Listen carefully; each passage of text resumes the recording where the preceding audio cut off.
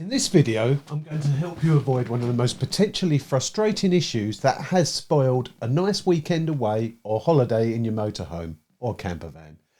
We will be running through various solutions to this age-old issue that has blighted many leisure vehicle owners. Here's me experiencing the issue in my campervan some time ago. I've been looking forward to this weekend for ages. Let's get going.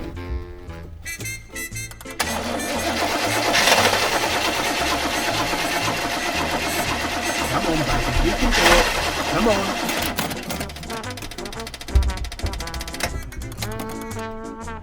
Oh, come on. No.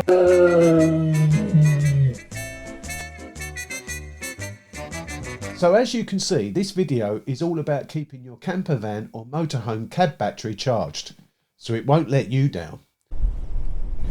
By the way, I'm not really talking to you people that are lucky that keep your motorhomes and campervans at home.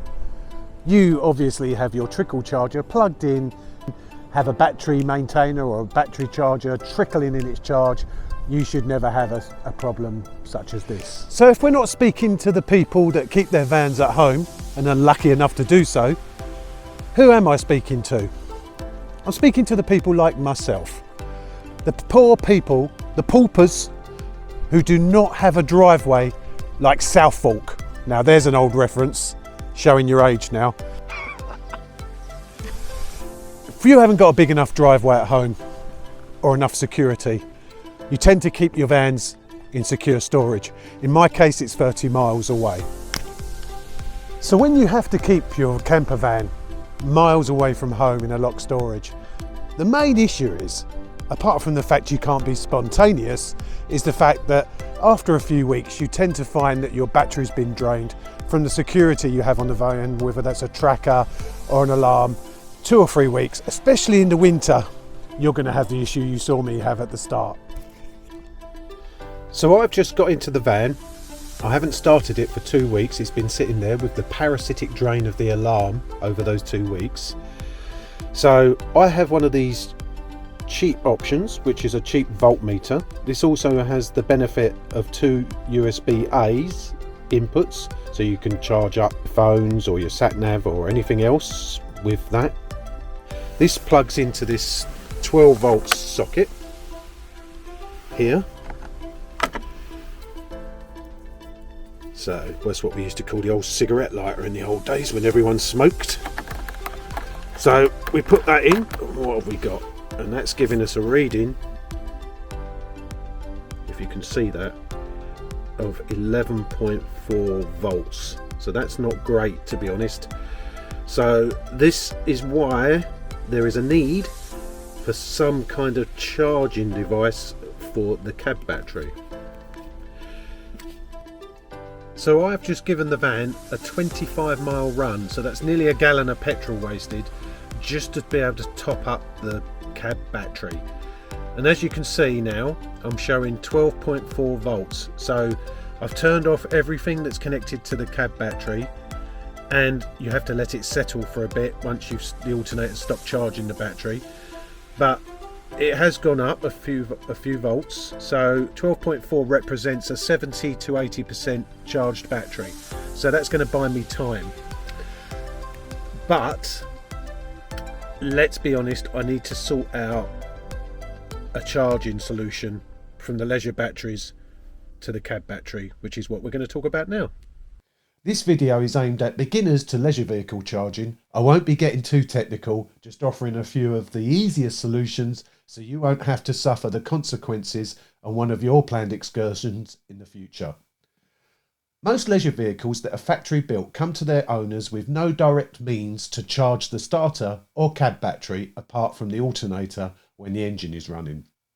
People often assume that as standard their vehicle, when on electrical hookup, will be sending some charge to the starter or cab battery as well as the leisure battery bank, but this is mostly not the case. The same is true if you have a solar panel fitted. This is generally wired to charge the leisure battery bank and without modification will not be charging the starter battery.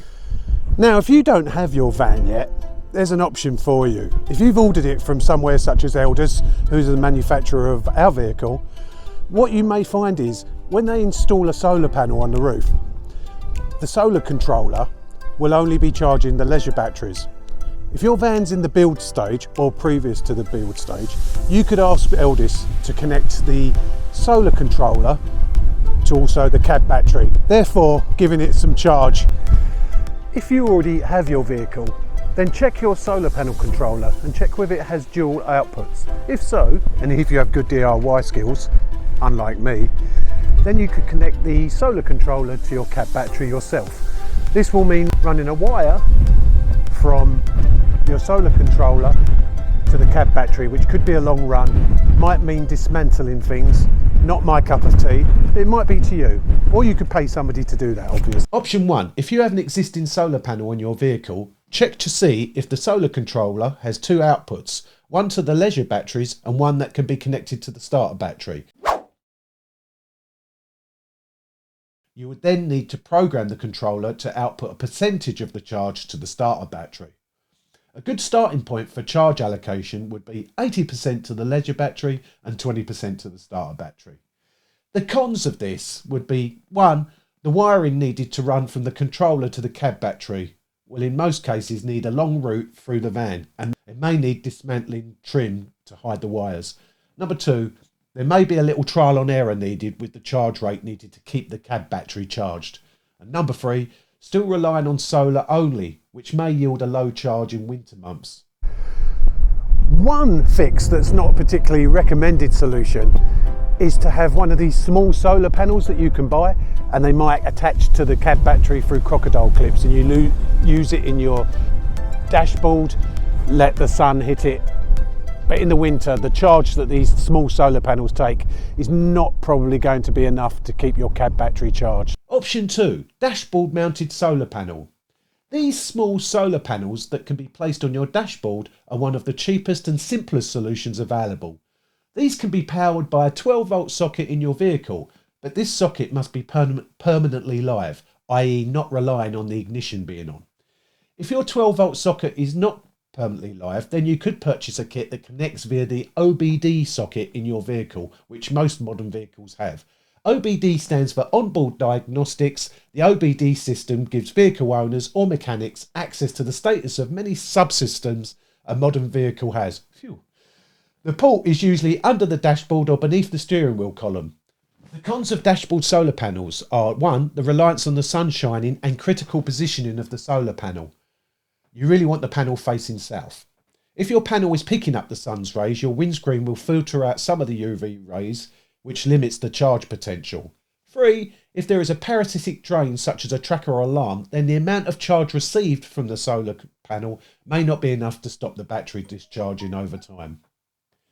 Extra clutter in the van. Something else you have to carry around. Some people have had success using these dashboard solar panels, and if you already own one or can borrow one, it may be worth trying before exploring some of the other options. Option number 3. Battery Master, or Advanced Battery Balancer as it's also known as. These are usually fitted by securing 3 wires to the leisure battery, 1 to the starter battery and 1 to the earth. You could fit yourself if you have the requisite DIY skills, unlike me. Otherwise, search for an auto electrician to fit. The Battery Master will monitor the leisure battery bank and the starter battery, and when the cab battery drops half a volt below the leisure battery, the Battery Master will adjust the charge and top up the cab battery. It only works one way, so it will never drain your cab battery, and it works with solar and electrical hookup, as when the leisure battery is being charged and exceeds the cab battery by half a volt, excess charge is sent to the cab battery. This also works well for people that like to use their cab radio, USB or 12-volt sockets in the cab area of the vehicle, as this is as standard connected to the cab battery, and without a Battery Master, the cab battery will be put under a high demand. A popular option appears to be the VanBits Battery Master, and it's widely available. In a similar vein to the Battery Master, you could also opt for a battery maintainer, which will achieve the same aim, whilst working slightly differently. When your leisure battery reaches a charge of 13.3 volts from the solar or electrical hookup, excess charge will be sent to the cab battery. These are the most popular options for keeping a healthy starter battery in your vehicle. Oh, come on! That's it! Come on! Have you got the clutch down? No, it's not good! Definitely a 3 Weetabix job, this. Take it out of gear, Sarah.